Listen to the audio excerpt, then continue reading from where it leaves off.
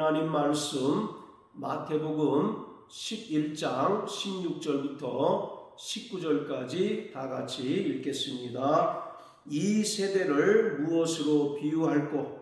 비유컨대 아이들이 장터에 앉아 제 동물을 불러 가로되 우리가 너희를 향하여 피리를 불어도 너희가 춤추지 않고 우리가 애곡하여도 너희가 가슴을 치지 아니하였다 함과 같도다.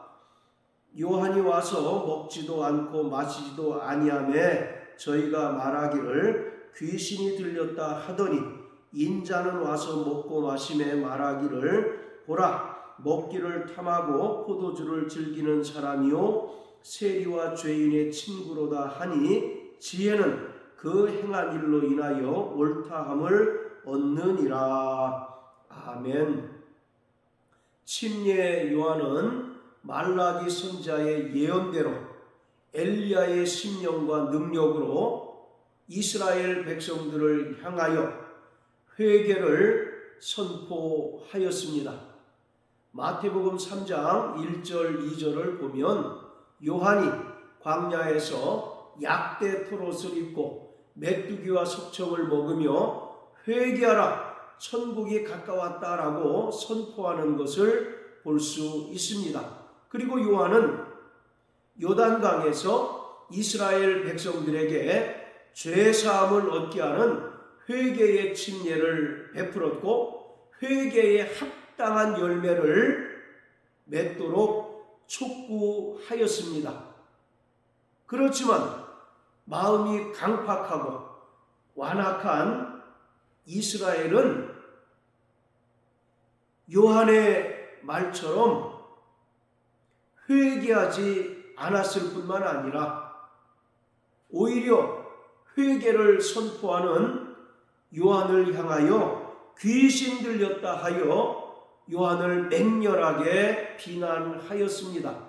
그뿐만 아니라 하나님의 아들 예수께서 이 땅에 메시아로 오셔서 회개하라 천국이 가까웠다라고 선언하시고 천국 복음을 전파하셨지만 마음이 강팍하고 완악한 이스라엘은 예수님을 배척하고 그 복음 듣기를 거부하였습니다. 그리고 오히려 천국 복음을 전파하고 또 세리와 죄인들의 친구로서 그들과 함께 음식을 나누는 예수님을 보고 저는 먹기를 탐하고 포도주를 즐기는 사람이요 세리와 죄인의 친구라고 맹렬하게 비난하였습니다. 이처럼 그 마음이 강팍하고 완악함으로써 회개치도 않고 예수님께서 전파하신 복음을 거부하는 이스라엘을 예수님께서는 오늘 본문에 나오는 어린아이의 비유를 통해서 강하게 책망하셨습니다. 자, 16절을 보면 이 세대를 무엇으로 비유할꼬? 라고 기록합니다. 여기서 이 세대는 그 마음이 완악하고 강팍해진 이스라엘을 가리킵니다. 예수님께서는 이러한 이스라엘을 악하고 음란한 세대라고 말씀하셨습니다. 자, 12장 39절입니다. 예수께서 대답하여 가라사대 악하고 음란한 세대가 표적을 구하나 선지자 요나의 표적밖에는 보일 표적이 없느니라. 예수님께서 이스라엘을 향해서 악하고 음란한 세대라고 말씀하셨습니다. 자, 또 16장 4절입니다. 악하고 음란한 세대가 표적을 구하나 요나의 표적밖에는 보여줄 표적이 없느니라 하시고 저희를 떠나가시다. 12장 39절의 말씀과 동일하게 예수님께서는 이스라엘을 가리켜 악하고 음란한 세대라고 말씀하셨습니다. 여기서 악하고 음란한 세대라고 하는 것은 도덕적으로 타락했을 뿐만 아니라 영적으로 타락한 상태임을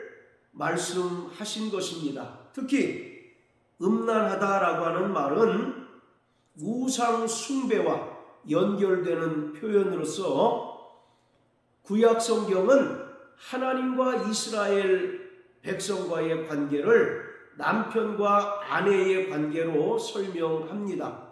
하나님께서는 신실하시고 의로우신 남편으로서 아내인 이스라엘을 향하여 무한한 사랑을 베푸시고 또 은혜를 베풀어 주셨습니다.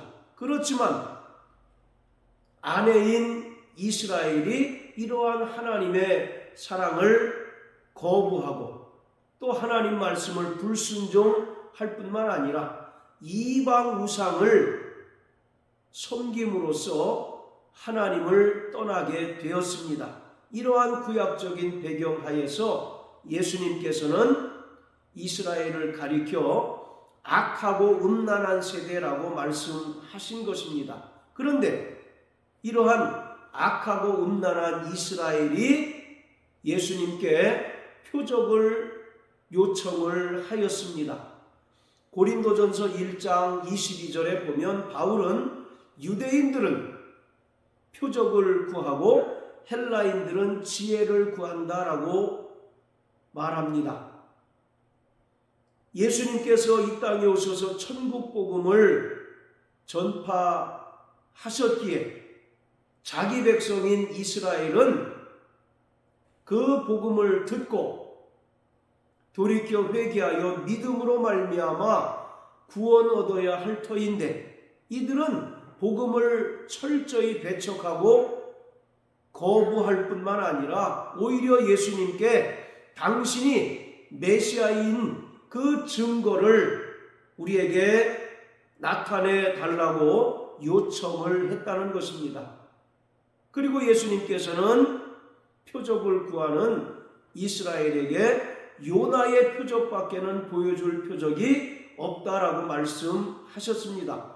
바로 요나의 표적이라고 하는 것은 요나가 스올이라고 하는 물고기 뱃속에 3일간 갇혀 있다가 3일 후에 물고기가 토하여 내침으로써 요나가 살아난 사건을 말하는데 이것은 예수님께서 죄인된 인간들을 위하여 십자가에서 대속의 죽음을 당하셨다가 죽은 지 3일 만에 다시 살아나는 사건을 말하고 있습니다.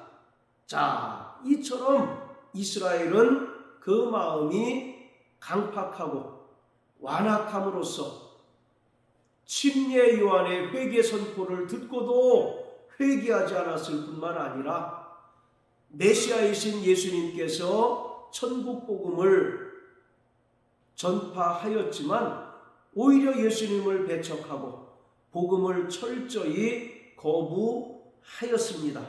자, 17절을 보면 우리가 너희를 향하여 피리를 불어도 너희가 춤추지 않았다라고 말합니다. 여기서 피리를 불고 춤을 춘다는 것은 혼인잔치를 염두에 두시고 말씀하신 것임을 알 수 있습니다. 혼인잔치는 악기 소리가 드높고 또 갖가지 맛있는 음식을 배불리 먹으며 그리고 사람들이 흥겨워서 노래를 부르고 바로 춤추는 그러한 장소입니다. 그래서 피리를 불어도 너희가 춤추지 않았다라고 하는 말은 혼인잔치를 말하는 것으로서 바로 혼인잔치는 하나님의 아들 예수로 말미암아 이 땅에 구원이 성취되고 예수님으로 말미암아 하나님의 나라가 이미 임한 상태임을 말하는 것입니다. 그렇지만 유대인들은 오히려 복음을 거부함으로써 구원을 얻지 못하고 또 하나님의 나라를 소유하지 못하였습니다. 지금 예수님은 그것을 말씀하고 있는 것입니다. 자, 그리고 우리가 애곡하여도 너희가 가슴을 치지 않았다라고 말씀합니다. 여기서 애곡하고 가슴을 치는 것은 장례식장을 염두에 두시고 말씀하신 것입니다. 장례식은 죽은 고인을 애도함으로써 사람들이 애통해하며 애곡해하는 장소입니다. 바로 슬픔이 넘치는 그러한 장소입니다. 이것은 바로 침례 요한이 이스라엘 백성들에게 회개를 선포하고 또 죄사함을 얻게 하는 회개의 침례를 베풀었지만 그들이 마음이 강팍함으로써 회개치도 않고 또 회개에 합당한 열매를 맺지도 않은 것을 가리키고 있습니다. 이들은 오히려 회개를 선포한 침례 요한을 17절의 말씀과 같이 귀신 들렸다 하여 맹렬히 비난하였습니다. 요한이 금식하고 또 광야에서 회개를 선포하고 또 이스라엘 백성들에게 죄사함을 얻게 하는 회개의 침례를 베풀었지만 오히려 이스라엘은 이러한 요한을 귀신 들렸다 하여 비난을 하였습니다. 자, 그리고 19절에서는 천국 복음을 전파한 예수님을 유대인들이 이렇게 비난하였다는 것입니다. 인자는 먹고 마심에 말하기를 보라 먹기를 탐하고 포도주를 즐기는 사람이요 세리와 죄인의 친구다라고 예수님을 비난하였습니다. 이미 이 땅에 구원이 임함으로 또 혼인잔치가 열려서 죄인들을 초청해서 죄인들과 함께 흥겹게 먹고 마시고 또 기쁨을 나누는 것을 보고 유대인들은 예수님을 향하여 먹기를 탐하고 포도주를 즐기는 자요 바로 쇠리와 죄인의 친구라고 비난하였다는 것입니다. 자, 9장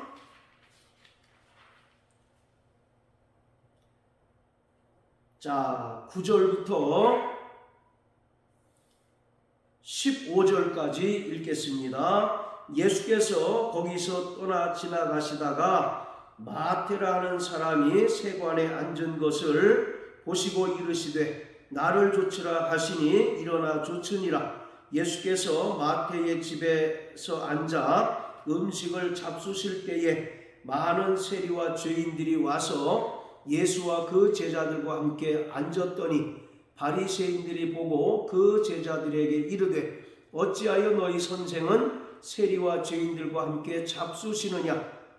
예수께서 들으시고 이르시되 건강한 자에게는 의원이 쓸데없고 병든 자에게라야 쓸데있느니라. 너희는 가서 내가 긍휼을 원하고 제사를 원치 아니하노라 하신 뜻이 무엇인지 배우라. 내가 의인을 부르러 온 것이 아니요 죄인을 부르러 왔노라 하시니라. 그때에 요한의 제자들이 예수께 나와 가로되 우리와 바리새인들은 금식하는데 어찌하여 당신의 제자들은 금식하지 아니하나이까. 예수께서 저희에게 이르시되 혼인집 손님들이 신랑과 함께 있을 동안에 슬퍼할 수 있느뇨. 그러나 신랑을 빼앗길 날이 이르리니 그때에는 금식할 것이니라. 바로 예수님께서는 죄인의 친구로 이 땅에 오셨습니다.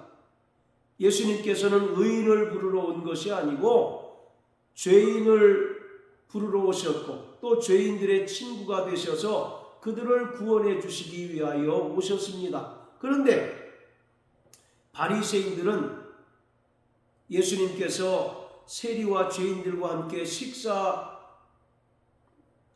그 장면을 보고 맹렬하게 비난합니다. 바로 세리는 당시에 죄인들을 대표하는 직업군으로서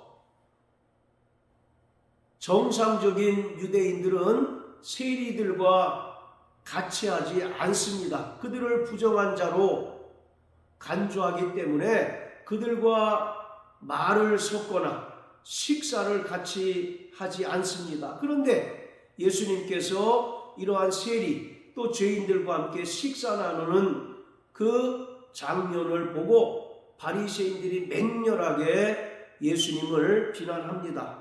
자, 그리고 14절 15절은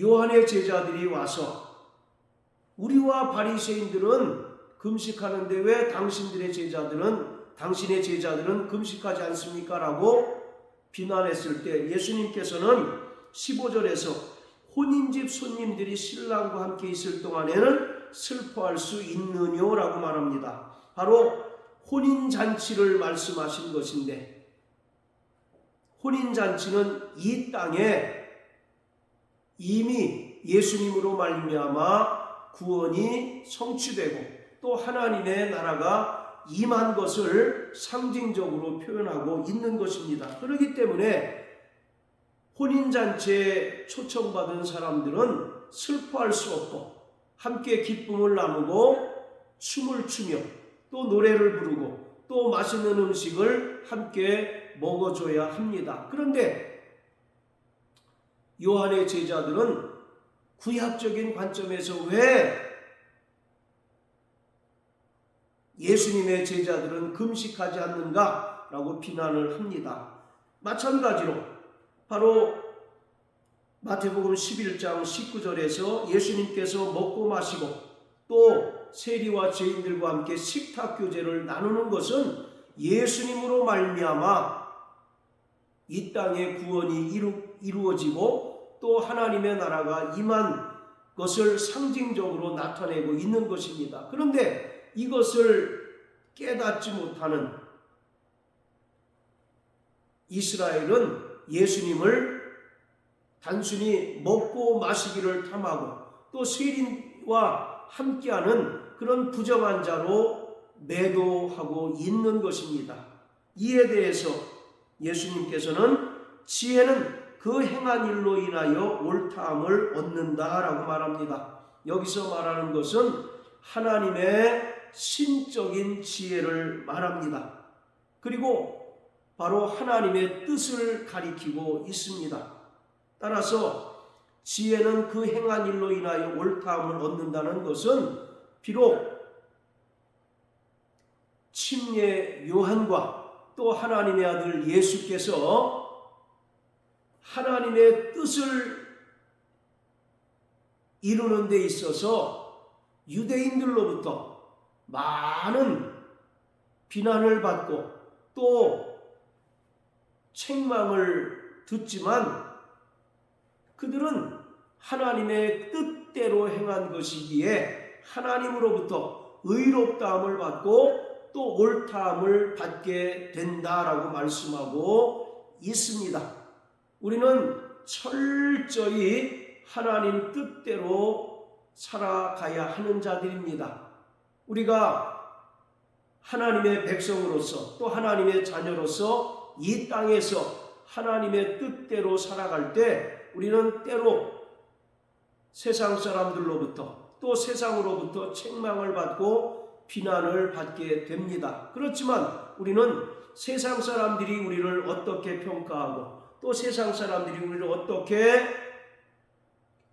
보는가, 이것에 주안점을 두며 살아가는 자가 아니라 하나님께서 우리를 어떻게 보시는가, 하나님께서 우리를 어떻게 평가하실까, 이것을 관심을 가지고 또 정말 하나님께 올바른 평가를 받도록 정말 이 땅에서 철저히 하나님 뜻대로 사는 삶을 살아야 할 자들입니다. 그러므로 사랑하는 성도 여러분, 일평생 하나님 뜻대로 사는 자 되시길 주의 이름으로 축복합니다. 우리가 그리스도 안에 속함으로 말미암아 세상으로부터 미움을 받고 또 비난을 받을지라도 우리는 철저히 하나님 뜻대로 살아갈 때 하나님께 잘했다 칭찬받는 믿음의 성도들이 될 것입니다. 이러한 삶을 살아내는 저와 여러분들 되시길 예수님 이름으로 축복합니다. 할렐루야.